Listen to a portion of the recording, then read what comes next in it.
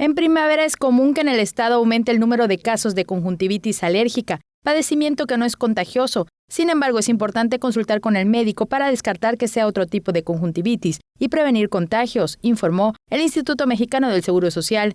En la conjuntivitis alérgica intervienen ácaros, tabaquismo, humedad, polvo, polen y químicos. Puede estar asociada a otras enfermedades alérgicas como rinitis, asma y dermatitis. Los síntomas de la conjuntivitis alérgica son picor o escozor, inflamación, secreciones de tipo acuoso, ojos llorosos y enrojecimiento ocular.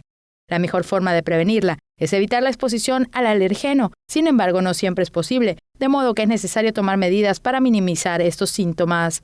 Algunos son: no frotarse los ojos, en especial con las manos sucias, mantener una correcta higiene en la casa, los colchones y la ropa de cama, evitar las alfombras porque son propensas a tener más ácaros, así como cerrar las ventanas en los días de viento.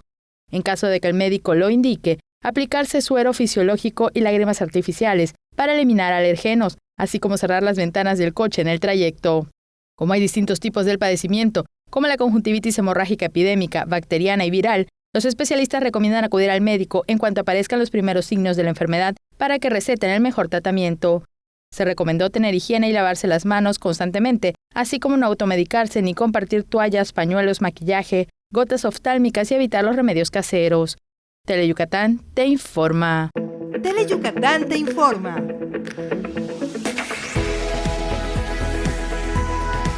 Lunes a viernes, 3 de la tarde. Síguenos.